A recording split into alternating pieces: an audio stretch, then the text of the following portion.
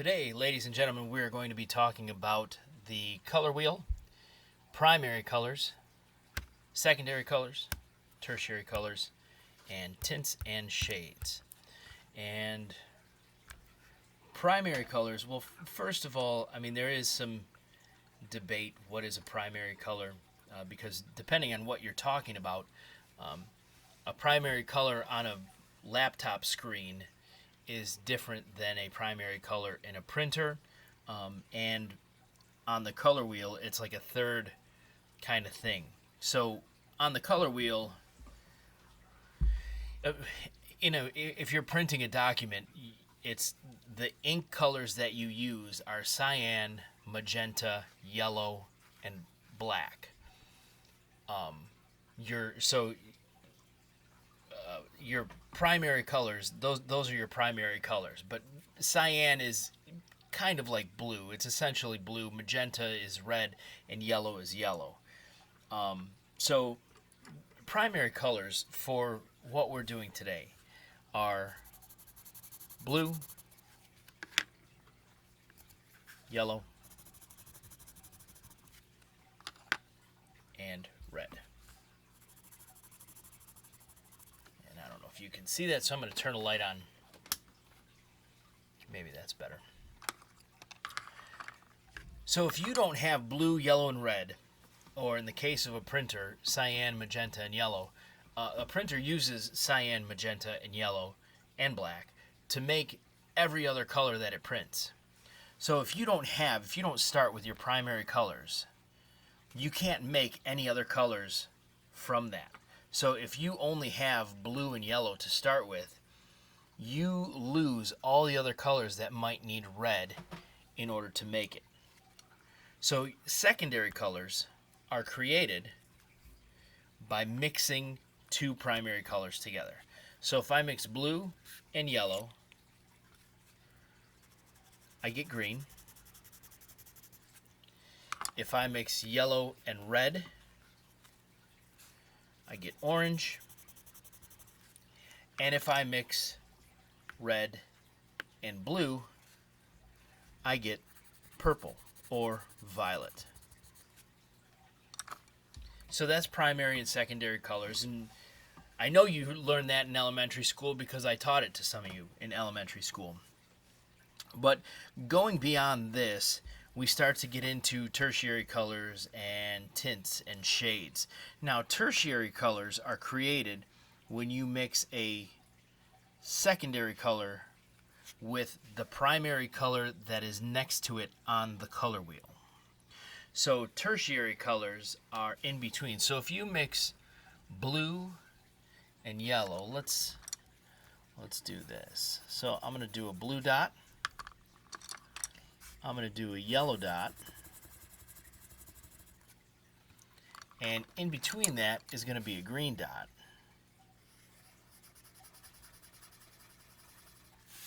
So between these three colors, I have two spots open. I'll use a pencil so it's not confusing. For tertiary colors. So if I mix blue and green, I get a blue-green or aquamarine or turquoise-ish color. And that's a tertiary color. Going the other way, I can mix green with yellow.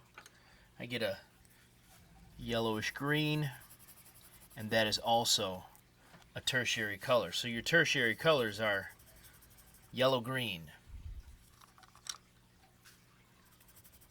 blue-green,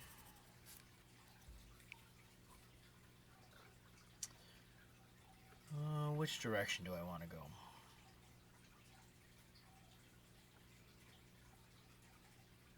Blue-green, let's do blue-violet. So like a purpley blue. Then you would have a reddish purple or a red violet. And then you would have a red orange. And then you would have an orangey yellow. Whoops. I'll have to put that one in the microwave. So those are your primary, secondary, and tertiary colors. So again, primary, you start with those. Secondary is a mix of, let me write this down. Secondary is 2 primary colors. A tertiary is a primary plus a secondary. Now, it's not a primary plus any secondary. It's a primary plus the secondary that's next to it on the color wheel. And shade and tint are simply add black for a shade, and with a tint, you would add white. So an easy way to remember that, because I know, like, when people say they tint their windows, it means to darken them, and that can be confusing. But if you think of shade as the dark area underneath a tree, so the shady area underneath a tree, it's darker because there's less light. That's a shade. A shade is darker. A tint adds white. So those are going to be what you use to create tints and shades. Make sure you know this.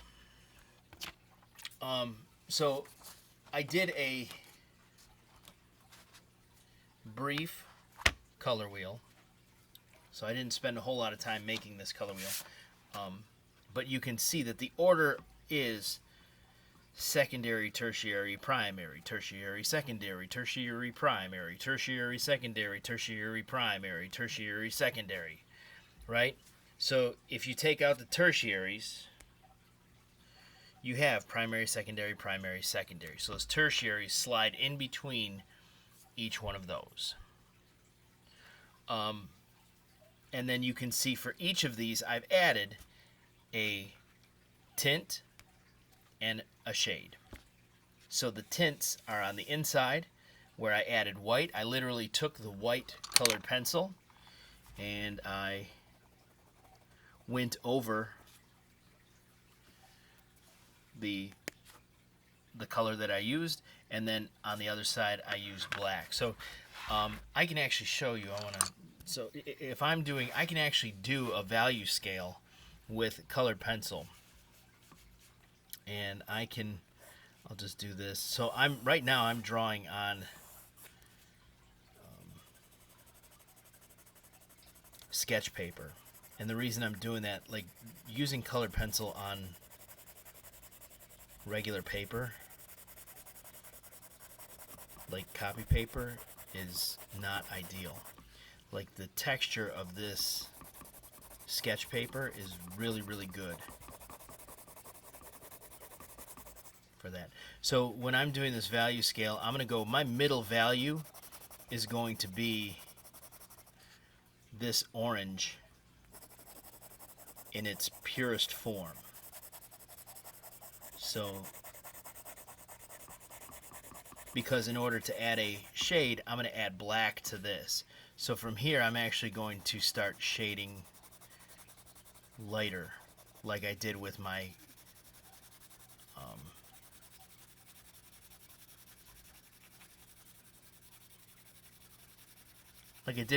first value scale.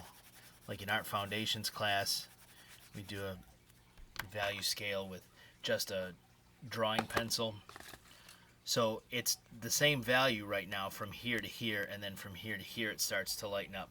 So I'm going to take my white colored pencil and I'm going to sharpen it. And now I'm going to go and I'm going to use that white colored pencil. And that really, it's not going to do much else except blend that orange and smooth that value out. So I'm gonna softly ease up my pressure here.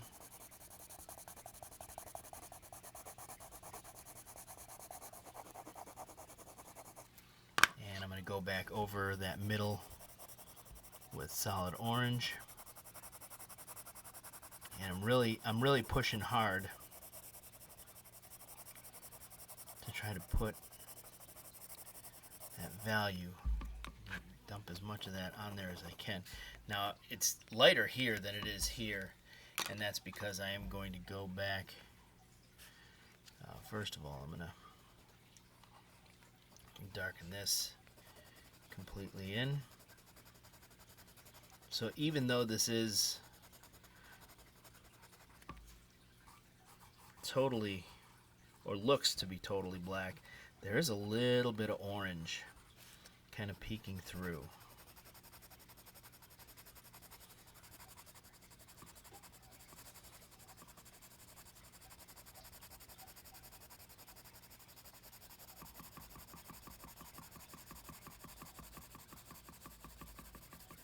I'll lighten that up.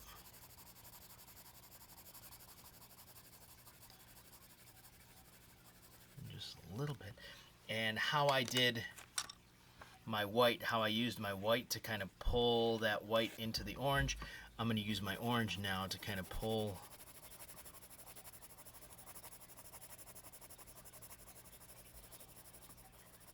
and I'm going to clean that off, get rid of that.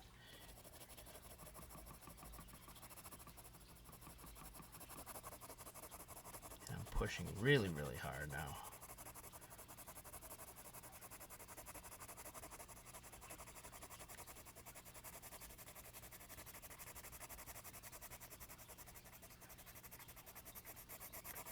Don't want any of that white paper visible underneath.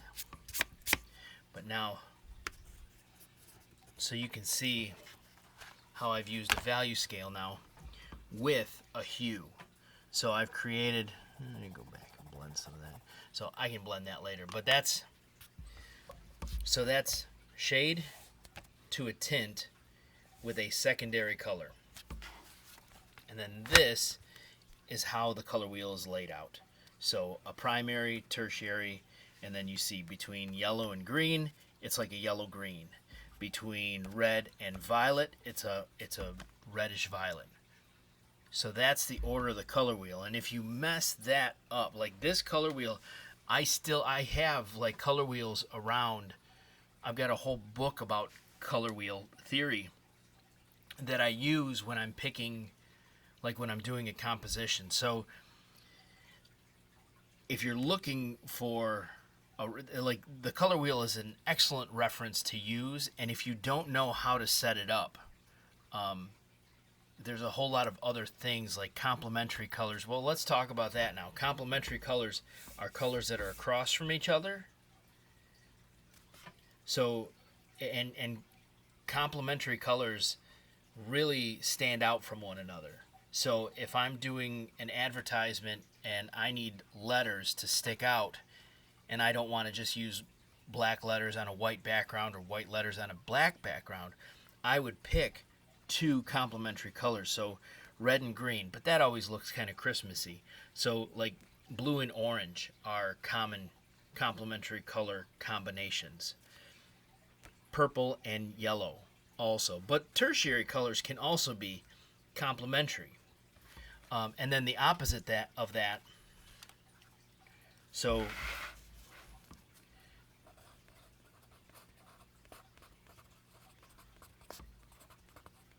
complementary colors and analogous colors. Complementary colors are across from each other. They complement each other. They don't get along necessarily, but they kind of compete for attention. And analogous colors are colors that are right next to each other. These are colors that get along really well. So if you're doing a color scheme for a room or a color scheme for an illustration, you might want to stay in the warm colors, and all your colors that you use are going to be an analogous set of colors that stay in the warm family. And then, like I said, on the opposite side of that is complementary colors, which are across from one another. So use that information to complete your color wheel, which will be forthcoming in the next video.